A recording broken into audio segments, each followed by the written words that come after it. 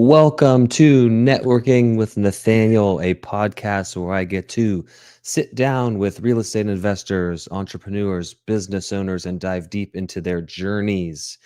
Whether you're an investor yourself, an entrepreneur, or just somebody looking to level up, you have come to the right place. I am Nathaniel, the host of Networking with Nathaniel. While I've done millions of dollars in real estate deals, I've helped other people do the same.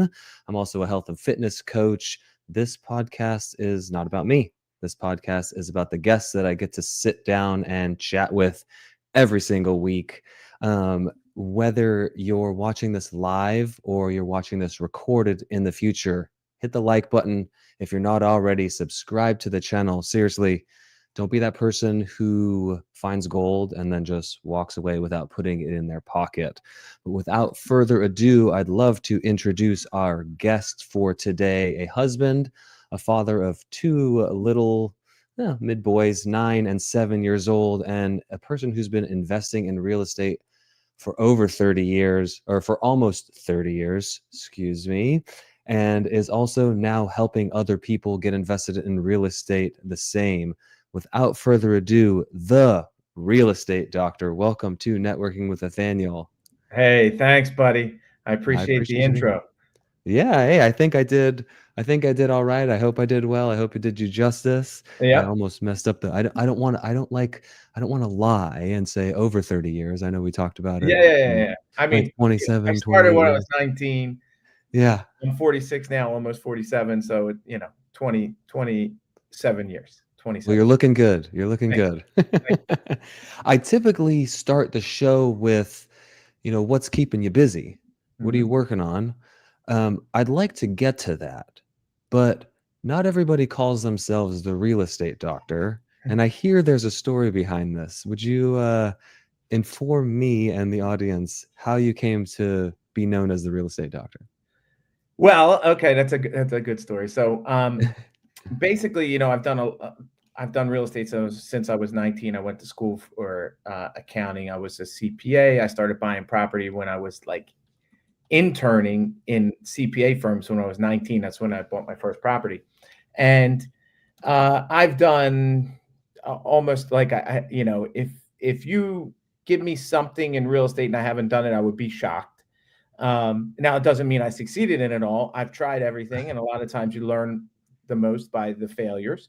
And basically, I've been through, the 2008 recession. I've been through COVID. I've been through a lot of stuff and partners and tons of business. And Mm, so eventually, it's probably 2.5 years now ago, my wife was like, listen, why are you working so hard? And, you're going to kill yourself you're going to have a heart attack. Like literally, I was going to have a heart attack. I was getting up at mm, 3 o'clock in the morning and working, working late and I already was fine. I didn't need to mm, do it. You get caught.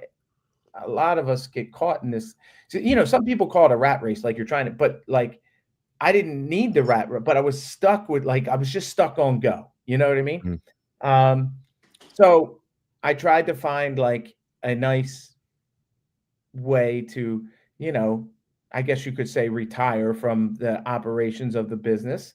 Um, but I couldn't find a way. So I just cold turkey. I just went like, I'm out. And okay. I just stopped. I mean, and I was doing a lot. I had at 1.400 employees. I was doing 80 deals a month. It was too much. Honestly, I probably make more money now. Like Mm, when you have all those employees and overhead and this, that, and the other thing, I somebody told me once, and I think it's true. You know, you're either going to be a small business or you're going to be a big business. You don't want to get caught in between, because when you mm, get caught in between, you need the overhead of a big business. But if you're not making big business money, it just doesn't make sense. So um, I think that I always got caught in between. Um, interesting. and anyway, so I retired. I live in the Caribbean. I was already living in the Caribbean, and I didn't have anything to do. So I would go on a morning walk, I would go on an afternoon walk, and a lot of people, maybe this happened to me earlier for other people than other people, but I feel like when people retire, they just die. like, and I felt useless. I felt not needed. I mean, look, the first week or two, it was okay. Yeah, yeah. Uh, Yeah, yeah, but yeah, I really needed to do something. So I said, hey, why don't I coach people? And, I'll start something on Instagram. And, everybody and their mother will pay me $100,000 to coach them. Right. yeah, Yeah. So this is what I thought. Right. So anyway, I did, then I started going, okay, let me start this Instagram. Obviously I didn't start it myself. I hired an agency and this, that, and the other thing. And so I said, but I want, I was always pretty good at marketing. And I said, let me come up with a name that, is easy to remember, that people will, gravitate towards. So me, my wife, and our best friend in Aruba, we're having like our Friday night dinner at this Asian fusion restaurant and having drinks. And I said, you know what? I got it. I'm going to call myself the real estate doctor. And my wife and my friend Roy both looked at me and they said, that's the stupidest name yeah. I've ever Mhm. heard of. And I was Yeah. like, you know what? I don't care. I'm going to use the real estate doctor. I like it. And so I think it's turned out pretty good, even though my wife and my best friend Aruba Roy thinks it's actually, one of my first post went viral, like 3-4 million views, and Wow. I went from like 100 followers to, no lie, 20,000 followers in like the first 4 days. And I Wow. was like, this Instagram stuff is easy, man. Yeah. Yeah, I'm gonna make so much money. Yeah. Yeah, yeah, yeah. But I think what they do is they help you in the beginning so you get hooked, and it's much Mhm. harder now. But anyway, that being said, that's how I came up with the real estate doctor. And what the That's funny. real estate doctor is it was meant to be for me to coach people on real estate, because I have all this wonderful real estate knowledge. And no, I'm not saying that no one has ever paid me $100,000, but you're not going to find there's not 4 million people that want to pay $100,000 for a real estate coach. And, I'm not charging. Now I'm only taking 6 clients at a time. That was another mistake I made too. I almost went right into Mm. trading time for dollars. I had like 20 students, and I was like, this is harder than actually working, Yeah. because you're so invested in the student. And so now, look, it's 2.5 years later. I'll only take 6 students, and I have 6 students, and I coach, and well, I'm sorry, I kind of went into what's keeping me busy. No, yeah, they're good. Yeah. Is Yeah. that okay? So Yeah, anyway, absolutely. so I have more than 6 students because I have previous students, and I have some students that come here and there, but I have about 6 full-time students. And I couldn't, I'm just addicted to deals. So I couldn't Mm. not do. And so I'm not doing deals, like I'm not selling deals, but I buy houses, it's my thing.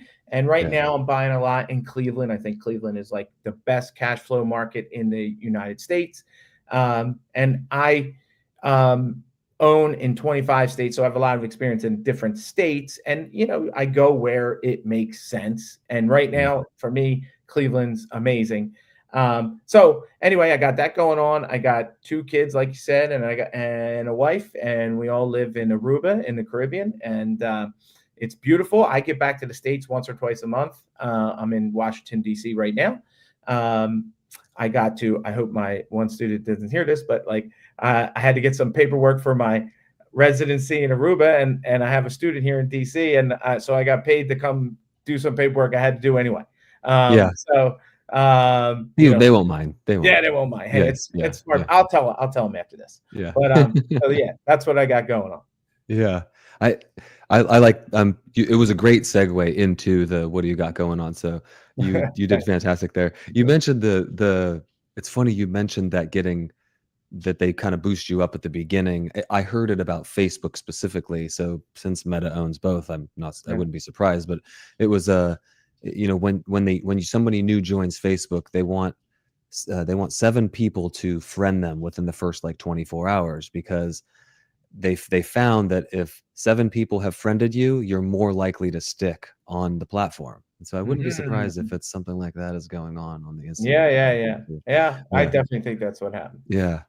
It's, you call yourself the real estate doctor.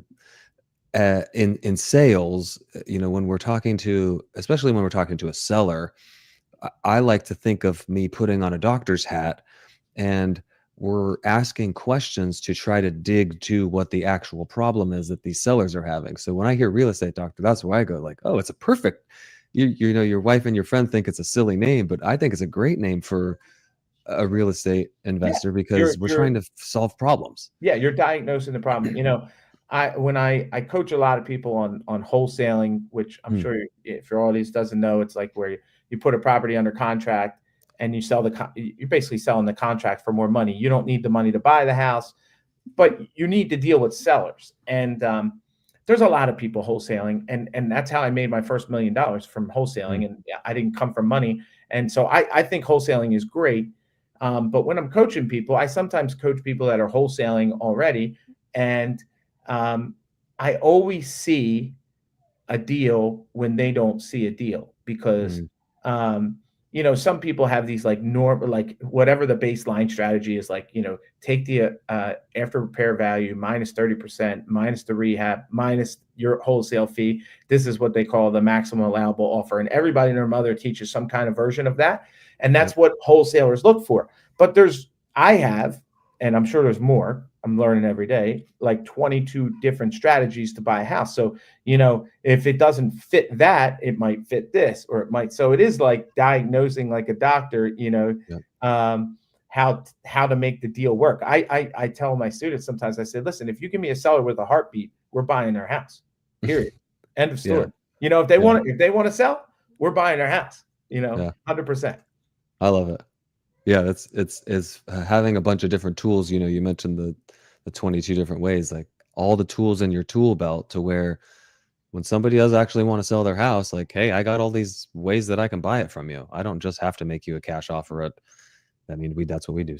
There's a 71%. That's where we kind of figured 71.5%, like 71.5% minus ARV minus repairs minus whatever you want to make as a wholesaler. That's what we're buying. It's funny that you mentioned that because that's what I'm going to be teaching tomorrow in Helping Hands Hour. I'm going to be teaching people how to go out and make those types of offers because when you're getting started out, you need something very easy, very simple that you can just go out and talk to agents and say, hey, this is where I'm at. Will this May, work? may, may, may I may I just throw something out there that maybe Absolutely. will help you? Yeah. Um, I always make two offers. I Oh make yeah. I Yeah. make a cash offer and I make a Mhm. financing offer. Yep. And depending on which one I want, I so like if I really want the cash offer, then I make the financing one not as attractive. If I really want the financing one, I make the cash offer not as attractive. But Yep. I make it to not where there's a couple of things I do when I buy a house from somebody. One, I make these two offers and I set them up to like which one I want. But I think a lot of people, especially beginning wholesalers, make this mistake. I don't say I have unlimited funds and I can buy 50 houses in the month. I always say, Mm. like, listen, I only have money to buy one house right now, and it's Yep. either yours or this other one, and I need to make a decision, and I don't want to buy this other person's a real estate investor. He doesn't care. I'm not going to change his life. I'm not going to help him, but I'm going to help you, Mm. and I try to put that limitation on them because a lot of times people will think, well, maybe I don't take your offer now, but I'll call you in 3 weeks when I'm ready. Well, I try to make it like I'm not going to be here in 3 weeks. Yeah. Yeah. I didn't realize that we were going to get a sales masterclass right now, but that is beautiful. Like instead of presenting them with one thing and making it a yes or no, you're making like, hey, is it A or B? Mhm. And then yeah, putting a little bit of a time sensitive kind of crunch on things. Like it's also not presenting yourself as like this whale of a guy that's just, out there buying houses from people and taking advantage of other people. No, I only have so many, I can only buy so many deals in a given time frame. I want to buy yours because it's more attractive for this reason. Like you just said, it's not going to change this other guy's life. It's just a Yeah. numbers game to this other person. Yeah. It's I mean, beautiful. I can't tell you how many times I have Yeah. said that. Yeah. Well, you could tell you said it, a number of times because it comes off so easily. Yeah. And it doesn't sound like you're saying you're just saying a script. That's Uh-huh. something that I talk to people about a lot is like, hey, go take this, practice it in the mirror. Don't take it verbatim, don't say it word for word, make it your own, kind of put your Mhm. own spin on it, work on the inflection and the ups and downs of it. So when you say it, it sounds like it's just something you're saying in the moment that you just thought of and like it's working out beautifully. Hold on. You just gave me like something. So you do have to make it your like. Here's the template, and what works for me is not. And we're all different. You know what I mean? Yeah. Like, and you have a different. So also, there's different times in the there's there's different parts of the United States too, and people resonate Mm, differently. So I have these students. You're gonna die. I have these students that which is a crazy story. I have these Dutch students. Aruba is a Dutch island. I have these Dutch okay. students that want to wholesale in the United States, and they're wholesaling in Atlanta, right? Okay. So they are reaching out. They have somebody reaching out, making phone calls, but they're also texting, and they send me this text like, "Hello, sir. If you're interested in buying your," I said, "Listen, everybody and their mother is sending that kind of text. You got to do Yeah. something different, something Yeah. juicy." And I said, George is like the state of peaches, like, and I started coming up with all these different stuff. So some of these, so these are what I'm sure they threw these in Chat GPT, but like, just to give an example, um, let's see here. All right. Hey, so and so, quick question. Do you love your house or are you ready to break up with it? If it's complicated, I can help. Make the separation easy and profitable. Let me know. Mm, yeah. And then this one with the peaches, ready? I know you're selling a house. I know now, I don't know if this the pits. I know selling a house can be the pits, but I promise to make it peachy for you. Any chance Mm, you'd consider a sweet cash offer? Like, you want to be different, you yep. know? And And it's yeah, and those are the texting is can be tricky because you have to stay within those guidelines, and those are beautiful because you're just avoiding them completely. uh-huh. The like trigger words that yeah, don't It's get good me stuff. started on that, but I yeah. love that stuff. Yeah. Yeah, it's a bit well, that's where your, almost 30 years of experience really shines because you're able to see that these are all canned things that everybody's kind of doing and everybody's repeating. Let's make ourselves different. Let's set ourselves apart. Let's be the real estate doctor in Mm. a sea of Nathaniel Hevsepians. No. No, no, no, Yeah, no. no, yeah. Well, you mentioned 25 states, and Mhm, somebody that owns owns properties in 25 states, when they say Cleveland is the place to be, mhm. that opens my eyes up. What is it about Cleveland that makes it so attractive right now? Well, okay, couple things. And again, we're all different, so it might be attracted to some people. I like to buy rental properties. So for rental properties, it's fantastic. And Mm, um, I'll just off the top of my head, I'll tell you things that pop in my head. So one is it's cheap. You can buy you can't buy fully, but you can have a fully renovated house for $100,000, a 3 bedroom, 1 bath, or sometimes a 4 bedroom, 1 bath, or 2 bath. That's cheap, mm, and they appraise well. They appraise more than that. So if you're doing the Burr method, where you buy it and you fix it up, you buy it, you renovate it, you rent it out, you refinance, you repeat, Burr baby, and basically try to get all your money back, which is what I do. Then you get your money to work to infinity. So it works there. And on top of it, like if you're buying $100,000 house, they all rent for 1,300, 1,400. You beat what's called the 1% rule, which I'm sure which is mhm. like if you're buying $100,000 house for it to cash flow, substantially mortgaged cash flow, like anything cash flow, you own it in cash and you have no mortgage, it cash flows. I love people. They're like, yeah, Yeah, I got something in California, cash flows. Okay, how much is it worth? yeah, 500,000. What do you rent it for? 2,000. Okay, what kind of mortgage you have on it? Nothing. Well, of course it cash flows. yeah, But I can get something, in a lot of markets that is worth 130,000. I have a mortgage of 100,000 on it, and it's still cash flows. So how you check that is, it doesn't beat the 1% rule, which is like if it's a $500,000 house, the rent has to be 5,000, or $1 million house, it's got to be 10,000 a month, or $100,000, it's got to be 1,000. And most people are in, well, there's a lot of states that works. Mhm. But most people are in states that it doesn't work, and they think it doesn't exist because it's not in their backyard. And, you know, you got to look a little like, I'm from Philadelphia. I started in Philadelphia. And when Philadelphia got a little pricey, then, I went to Baltimore. And then when, Baltimore got a little pricey, I went to Pittsburgh. And then, this is how I ended up all over the place. Like, and this is how I ended up in Cleveland. So, and I do look at other factors like, there are people moving to Cleveland. I Mm. know everybody thinks everybody's moving to Georgia and Florida and Texas, and they are, but there Yeah. are other places that it is important that people are moving to it. So people are moving there. Prices are cheap, rent's high. There's a lot of like, I'm a single family guy. Majority of my portfolio is single family. But like, there's tons of these like 2,000 square foot duplexes. Like you can buy a duplex for Mm. $130,000 that rents for 1,800, and they're like huge. 1,000 square foot, 2 bedroom, 1 bath, and 1,000 square foot, 2 bedroom, 1 bath. And there's tons of those. So yeah, so that's why I'm attracted to Cleveland.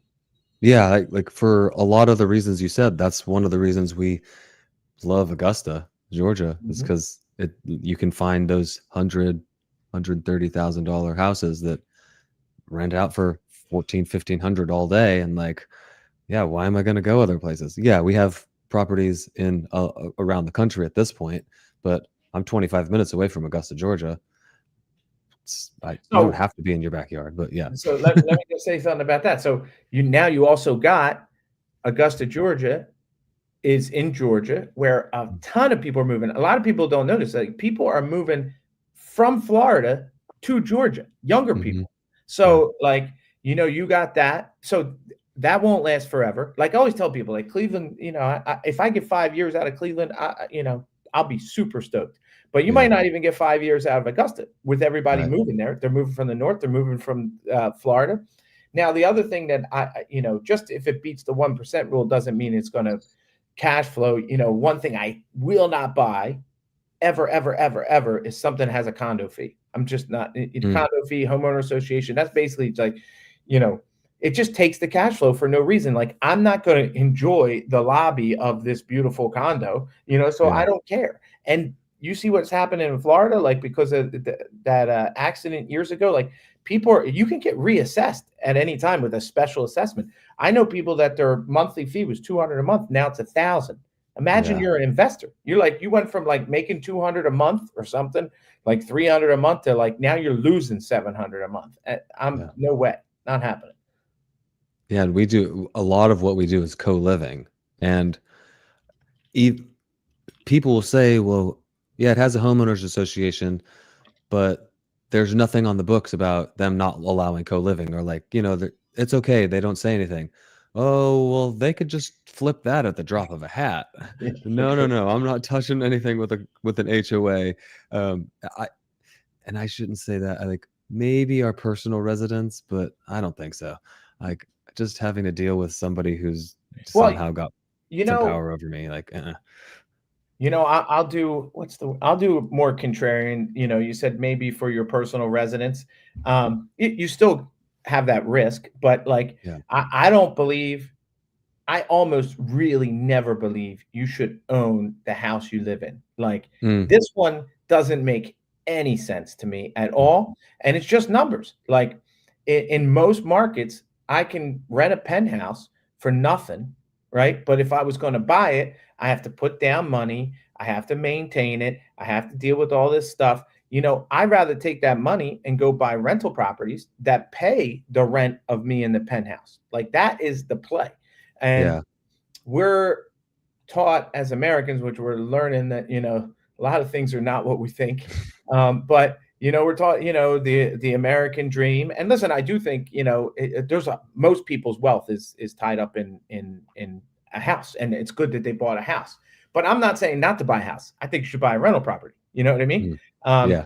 but People with the American dream is that own a house, go to college, like all these things. Like, I don't think you should necessarily go to. Somebody asked me the other day, like, what would you tell your son to go to college for? And I'm not even sure I would tell him to go to college. Like, Yeah. but then they asked me, like, what would you tell him to study? And I said, I don't know what it's going to be in 10 years, but right now it would be artificial intelligence for damn sure, Mhm. you know? Yeah. But yeah, I digress. Yeah, yeah. No, that's I mean, we're a aligned in that too. Like, unless they're gonna go to college for a very specific skill set, like, you probably should just go join the workforce and learn that skill, whatever you're trying to do, and just Yeah, and be get that saddled by experience. this crazy, Yeah. we should, we're I don't want to date the podcast, but this is like Elon Musk and Doge is going in auditing everybody and their mother. Oh, you wouldn't believe. Funny, I got on a plane last night, right? From Charlotte to DC, and I just, I had an espresso martini and A Charlotte what? Airport. Wait, Yeah, an yeah. espresso Oh, martini? it was spectacular. Well, you never had one? No, I've never even heard of that. What? Oh my God, it's like my Oh, go-to. Um, okay. anyway, Charlotte Airport, the guy's like, "Hey, do you wanna take one for the road?" I'm like, "What are you talking about?" He gave me like one in a cup, and I'm like, so I'm at the gate drinking an espresso martini in a plastic cup, and I'm going, these people probably think I'm nuts, but Yeah. you gotta love North Carolina. It was another place a lot of people are moving. Um, and so I get on the plane and I use my points. So, I was in, I wasn't in first class. I'm walking through first class and I had a couple drinks in me. I said, "Hey, I'm with Doge. I'm auditing all you people here in first class, right?" And they were not happy, man. Yeah, Everybody, talk they were about looking at me like, they were definitely not happy. But where I was going with that is we should send Doge to audit the universities because they're mm, the ones that are really ripping us off. Like, if did you know that, like, if you go to Europe and you go to Oxford, which is like the Harvard of the United States, right? All universities in the UK, the Netherlands, like they have caps. The maximum, so like Oxford, and forgive me if I believe it's like 12,000 pounds per year, which would be like, I think it's $1.30. It'd be like $17,000 a year. So you can wow, go to the Harvard yeah, of the UK for that price. Like, mm, and you mean to tell me that our schools are 4 to 5 times better because they have American football? Well, I mean, I'm American, but I live out of the yeah, country yeah, because they have football. Like, come yeah, on, man. Like, it's a mm, ripoff. It's a yeah. total ripoff. Tell me what you really think about school. Well, I mean, look, Yeah, I went to school. I got a yeah, degree in accounting. I was CPA, and um, now I do real estate. Most people that got into real estate didn't start into real estate. But that being said, accounting is a good degree because you actually do use it every day. Like, mhm, even, if I'm doing QuickBooks, analyzing a deal, I'm forever with accounting. So it's a good degree if you're willing to pay a couple $100,000 to have that skill, but at least it's a skill I use every day. Some people go and they get a skill that they don't use ever again, you know? yeah. I don't want I shouldn't say that completely. I went to school for mechanical engineering. Most of what I went to school for, I don't use. But there are things, traits and characteristics that I learned in school that are pretty applicable to my life pretty every day. But yeah, is it like building a truss, a bridge and stuff like that I learned? Like, no, I don't use that anymore, except for on my phone when I'm playing the little bridge building game. No. I mean, it's funny. I was always good in accounting in high school, and I went to school. I went to Drexel in Philadelphia, and it's an engineer, known for engineering, and I went for engineering. I did a Mm, week of it, and I was like, dude, this is no, it's not. insane how hard it Yeah, was. And I yeah, saw all these kids in business school partying. I was like, you know what? I don't know any millionaire engineers, but I know a ton of millionaire business people. I'm going to this business school, and I yeah, switched after a week. yeah, So I have a lot of that's respect cool. for engineers like that. Yeah. You know what I really learned about engineering? Um, I had a hard time understanding it. I know there's different types of engineering, but one thing that I really learned from a friend of mine, he's in a mastermind group of ours, and he said that engineers try to take a complex problem and make it into simple steps. Mm, And I think that's fantastic. Like, when you explain that is like what an engineer does, that is something you can use, in a different way Yeah. every day of your life, you know? Yeah. And that's something that from our few conversations that we've had, it seems like that you're very well versed at. You've been doing this long enough that you can take these kind of complex things and break it down into simple steps for people that are just getting started. You mentioned something there. Actually, before I ask you about the mastermind, because that's interesting too, is I was curious. You mentioned that before you, and I'm going to quote it because you didn't, retired from real estate. You had this company that had 400 employees. What happens to something like that when you retire? Is that something you sold off? Did Oh, you yeah, just pass the torch? I went to my partners at the time, and I said, you know, "I'm out. You can pay me when you can pay me. I don't Mm, care." Like, I don't wanna say it like that. We had an agreement that they had to pay me out my shares over time, but they weren't happy, and mm, they ended up dissolving it. I mean, I feel a little bit bad, but, I was doing the brunt of the action. That was part of the problem my wife had, mm, with it too. Um, but again, if I was giving advice to my kids, uh, I would say, look, unless you're going to go public and go really big, you know, don't get yourself so many employees that can mess things up. And I used to say, and I hate to sound sexist in this statement, but I used to tell people like, you're not a real man until you had to make a payroll. Like the mm, amount of responsibility to make a payroll. And during some parts of my career, my payrolls were 200,000 a week. That is a major, major response. And you're not getting paid. Like, yeah. so you're running to make sure you make the payroll. And sometimes you don't get paid. And Mm, everybody is paying you. And another one, I'm going to make it sound sour about business here, but like another one is like Christmas, right? Christmas, I never was like, I got to make extra money to give mm, everybody a Christmas bonus. You know what I mean? yeah. Um, Anyway, my advice Mm, would be, if you can make a decent amount of money, and you can, especially in real estate, like you can make money doing 5 deals. You don't need to do 80 deals and all these yeah. crazy and not be able to track it. And then you got to hire a COO and some kind of crazy system and take your processes and put that in some kind of like CRM thing to automate. Man, just do a couple deals, you Yeah. know? Keep it simple. Yeah. But I didn't Yeah. know. I didn't Yeah. know, you know? And for most people, just one deal is pretty life changing. Oh, A five or $10,000, like, whoa! All of a sudden, I I made $5,000, and all I had to do was this. It's you know, simple, but it's not easy. Yeah. I tell I feel like it's really messed up. Most people that are in wholesaling, and I hate to say this, but like they're animals, right? Mm, They're uneducated, and it's hard sometimes that if you were a professional to first off, I think it's an advantage if you're a professional, you get into wholesaling. You know what? You can make it your side of it professional, but you got to be okay dealing with people that are not professional. And what I mean by like they change their mind, they change the deal, mhm, they are talk to you like animals, so I had one student that just couldn't take um how people just didn't do what they said they were going to do in the business. Like, mm, and or a deal falls apart because you're buying it, and then the seller, they didn't know that IRS lien was going to show up, like, and now the deal's dead. And I mean, I could tell stories and stories and stories, but oh, yeah, it that being said, there are imbeciles running around making 200 to $400,000 a year, and there's college educated people that are working 40 hours a week in an office making $100,000 a year. If they knew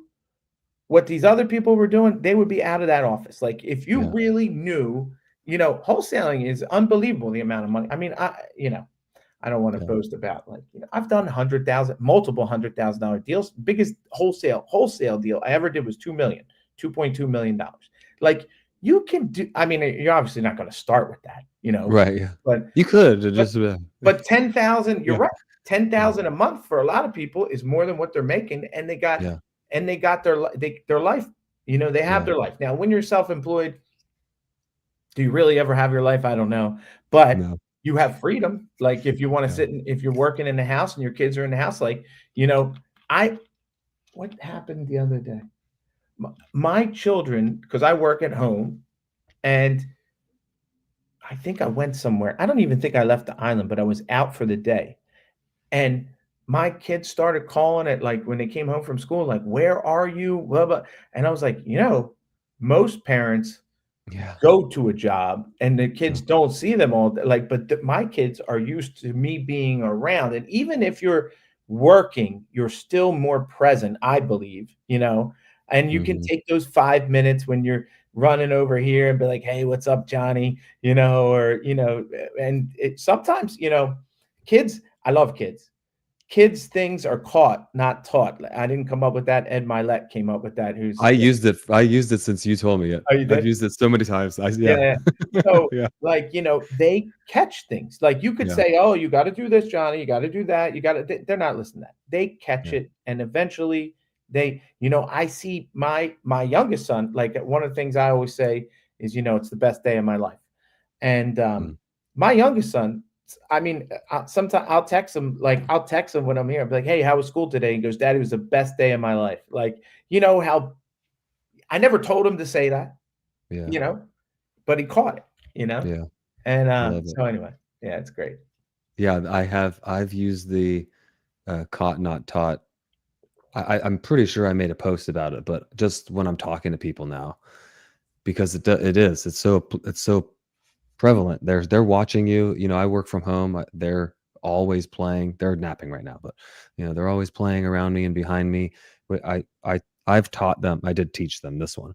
Like if I'm at the computer or I'm on the phone and you want to get my attention, it's so difficult for me to not give them attention, but to kind of like train them to do it. I just would not pay attention to them, and then now they just come up and touch my hip, whatever thought I've got going on, and then they've got my attention. Mhm. And most of the time I'm working. Like, sorry, dad's working right now. But every now and then they want to do something. And I'm like, you know what? I've been working for 4 hours right now. Like nobody needs me at this exact moment. What I'm doing is a just me thing. You want to go play Ninja Turtles on the floor? Let's go freaking play Ninja Turtle on the floor. Like I I thank God all the time for this, that I'm blessed that Amazing. I'm able to do that. Because I like you said, most people have to leave. And I've thought about it. Sometimes it would be better. I would be a I would be better at what I'm doing business wise if I were to leave the house Mhm, for 8 hours a day. mhm. That But that that's not what I want to do. Yeah. that's Yeah. what I thought about when I'm in this hotel room today. Mm. I was like, "Man, why am I so excited to be in this hotel room?" And I'm like, "Because I can talk as loud as I want. I got no interruptions. I don't have any noise in the background, Yeah. like, it's not Yeah. normal to me." But look, I miss my kids, and you would miss your kids too. Yeah. And, you know, a couple of things I want to talk about. I am very good, and when your kids, my kids are a little older than yours.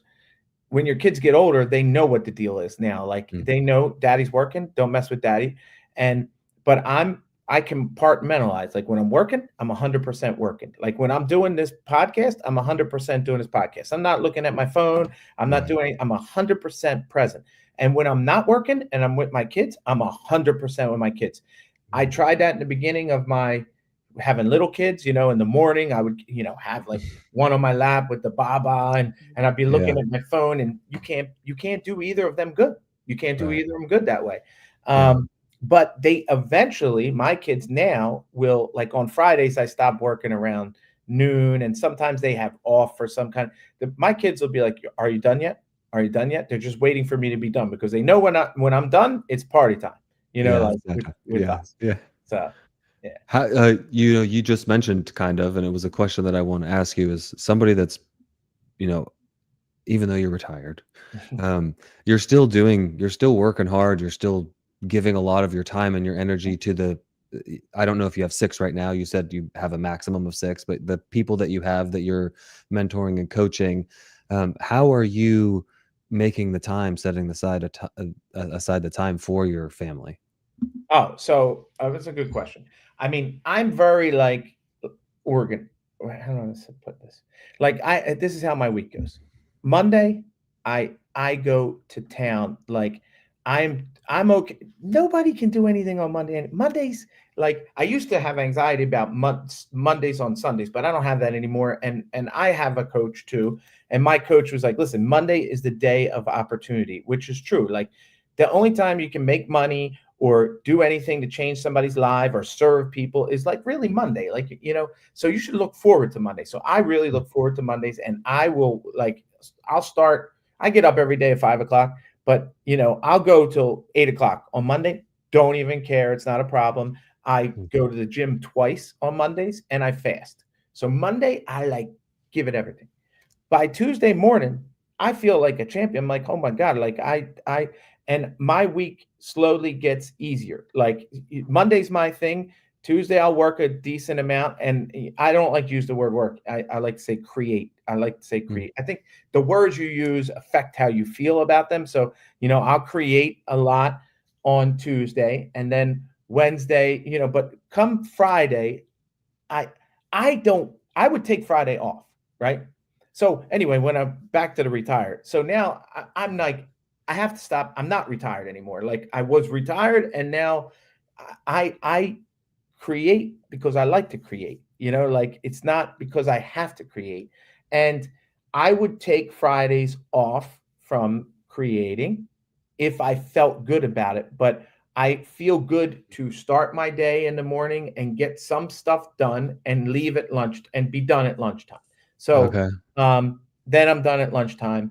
And so really my weekend starts at like noon. I go to a beach bar every Friday afternoon, and it's so nice. I smoke a cigar, and it's really nice. So it Yeah. starts then. But my children time is like when I'm done creating every day, it's 100%, 100% on them. Like it's 100% whatever they want to do. I never tell my kids, I'm not saying that you should be, everybody should. When I'm not working, my kids ask me to do anything, I'm there. On the weekends, they know, like whatever, like my son, Mateo, my youngest one, he said to me like on Sunday, like I do my morning, like Sunday, I got a massage. Lady comes to the house. Then I went to the beach and I went running. Then I'm done. I did all my morning stuff. And then Mateo's like, all right, daddy, I want to go to the arcade, to this place, to that place. I said, let's go. You Yeah, know, let's do it. Yeah. so I will say, so it's compartmentalized. But as a husband, the person that always gets left out here is your wife. So it's important that you date your wife. This is something that I've been married for 10 years, and I noticed like it was like I had to create, work, make money. That's my job as the head of the household. You put a lot of energy, and then you want to be a good father and you give it. Then it's just like, oh, my wife is happy. She sees that I'm creating, and she sees that I'm being a good father. No, they're people too. They need their time too.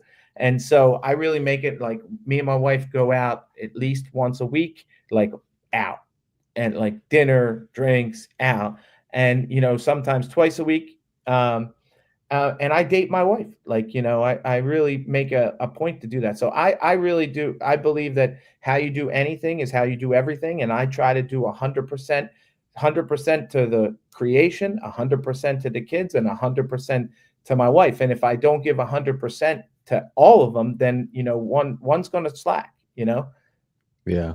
I think mine is half paying attention right now. But Yeah.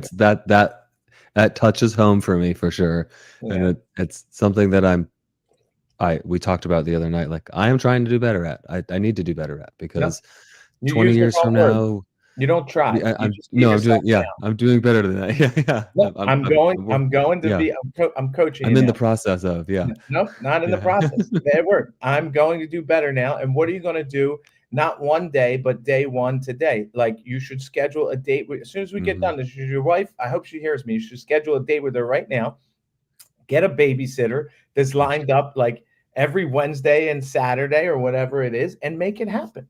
Yeah. Like, sorry, put you on the spot, No. but like that's No, what yeah, you're coaching good. is Yeah. Yeah.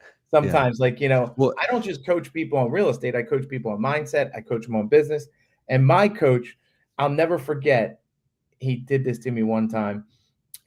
I was talking about something, and he's like, You know when the best time to do that is, Jay? And it was like I had to have this difficult conversation and fire somebody.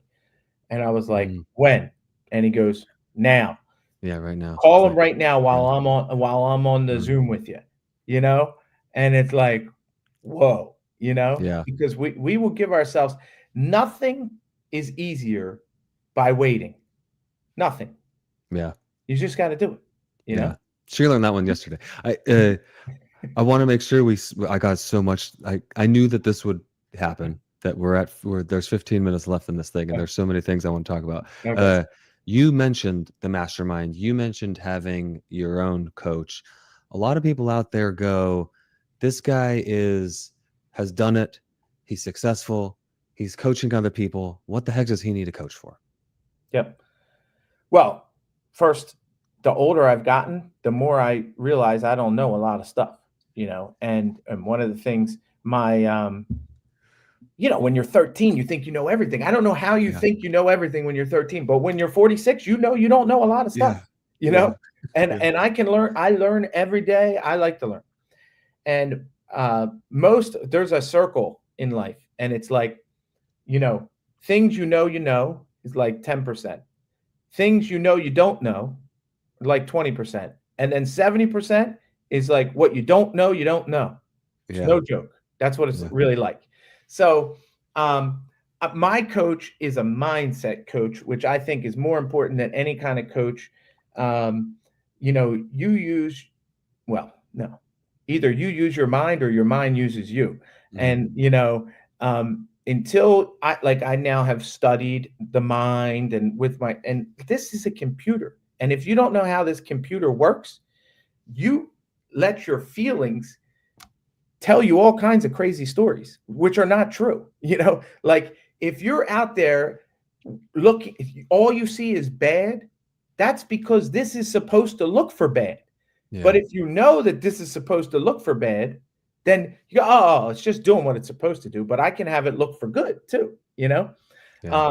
So I got to tell you, my coach, shout out to him, Devin Bandinson is his name, and he has changed my life. I am a totally different person I was 5 years ago. Totally Mm. different. Like if you met me, I mean, you can't.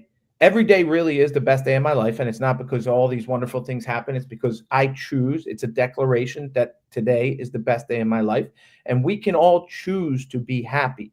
Like that's something. Happiness is not like, oh, this happened, I feel happy. Happiness is a choice. Like you could put me in the middle of a shitstorm and I can be happy with it. Mm. So it's really a choice and how you use your mind. And listen, I'm telling you, this is the most complicated thing.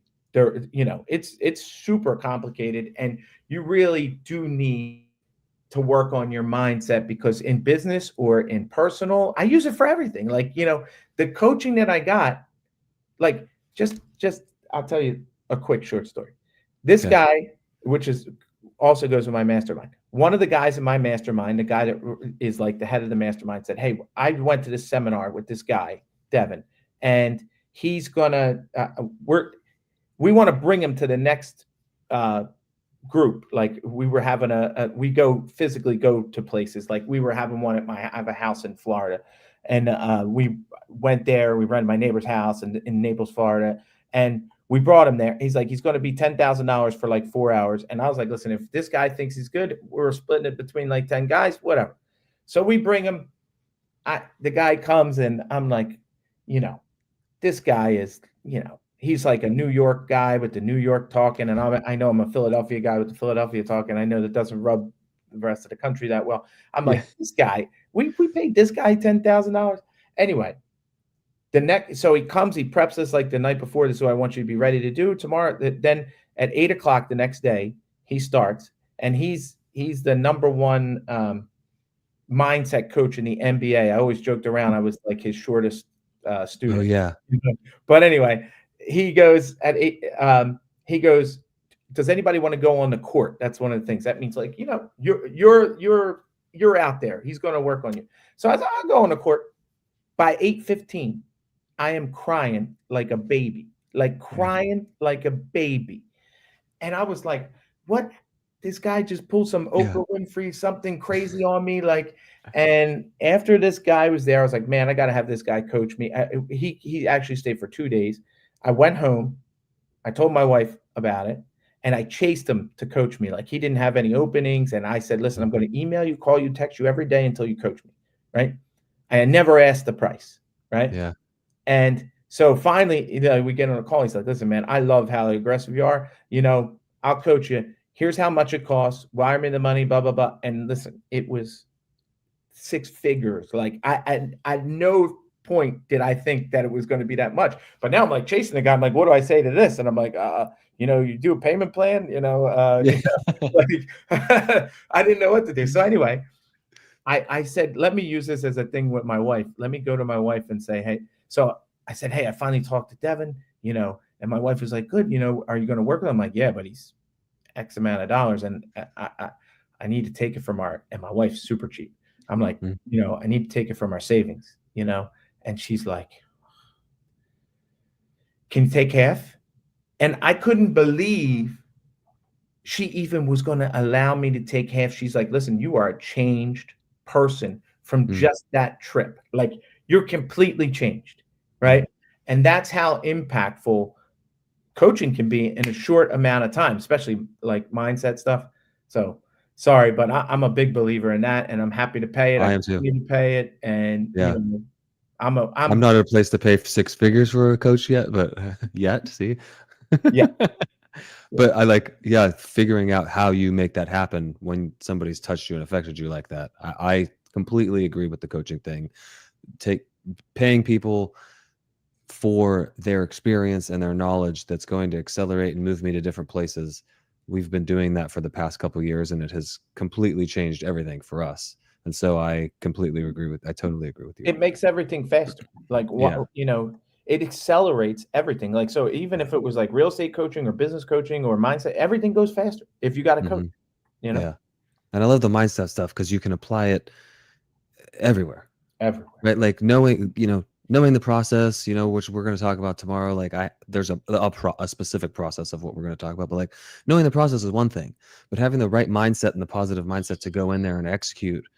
If you're down in the dumps on stuff and you're just seeing everything negative, when that seller tells you no, I'm not interested in selling the house, well, I'm not going to make another call.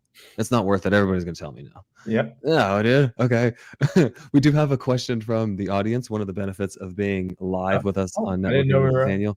Yeah. Yeah, Jim, who's a fit father, a founding father in the Fit Fatherhood group, asks what's the best piece of advice you've ever been given? Oh That's man, gonna be a tough one. Yeah. So that is anything a, pop that is into pop? that is a tough one. Um.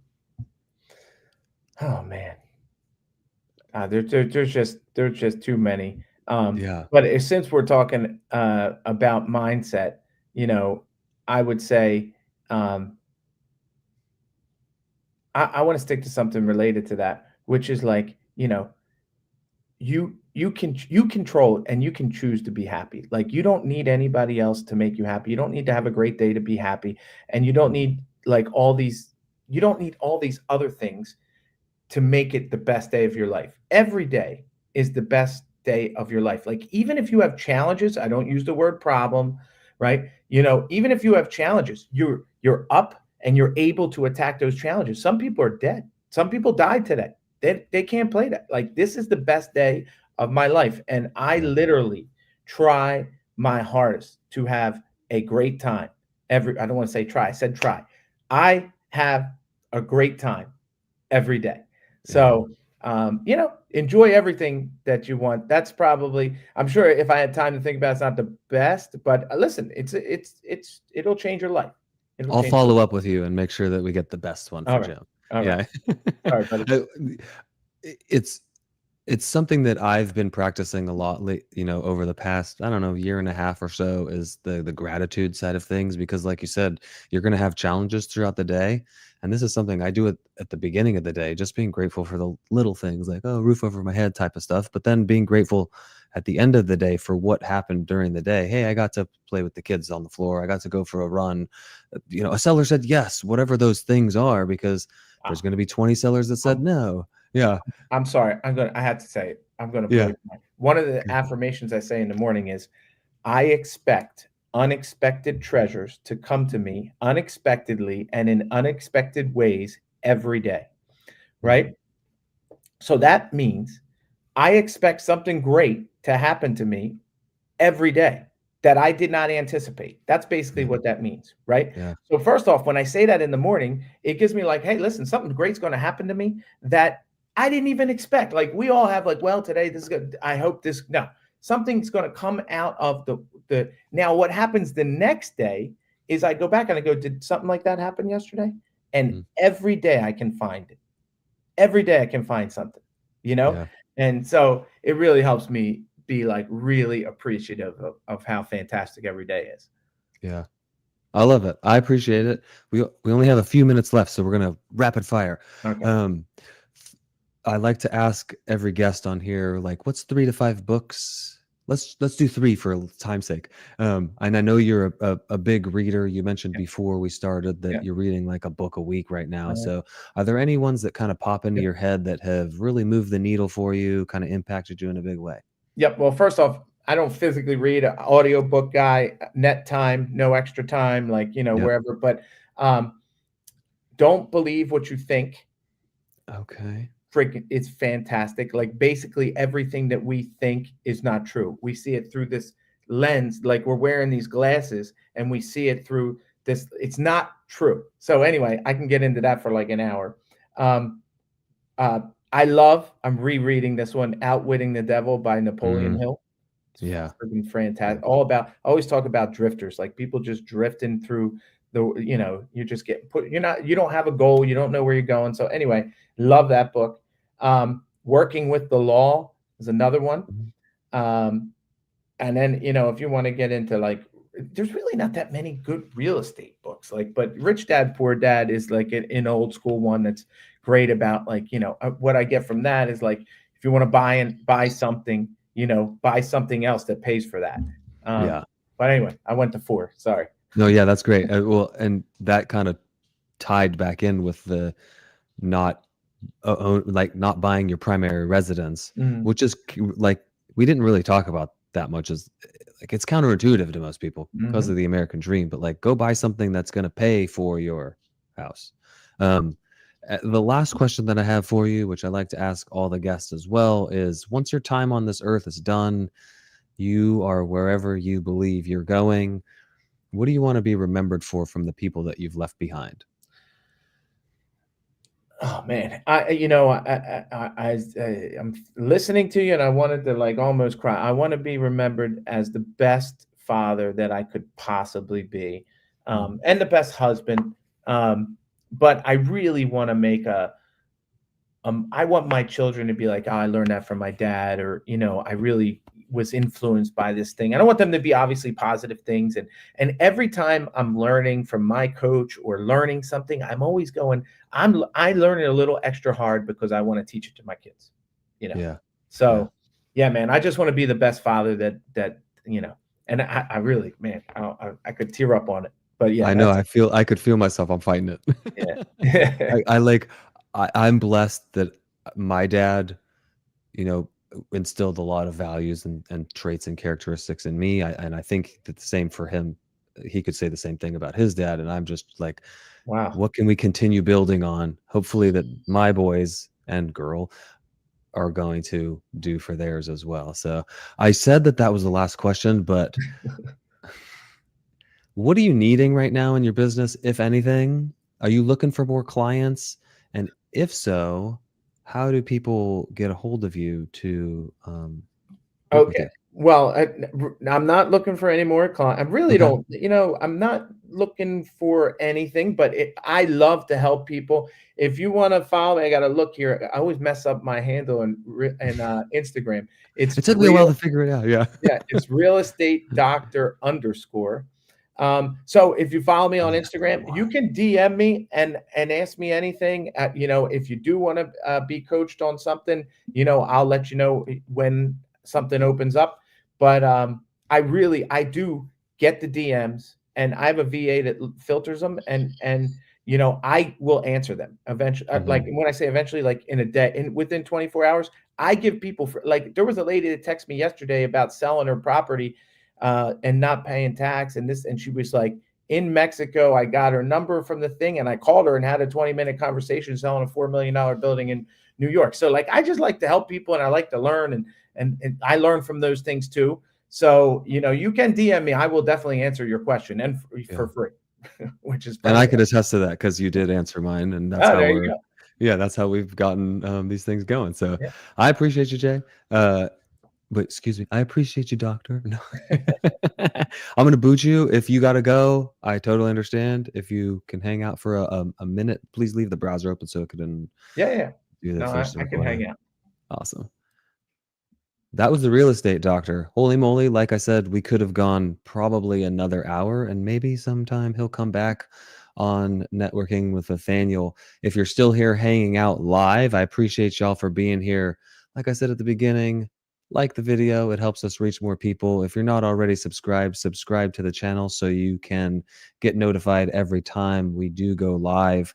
I did kind of plug it a little bit. I will be doing, I'm hijacking Helping Hands Hour, my weekly Zoom call that goes Thursdays at noon Eastern time. I'm hijacking it tomorrow.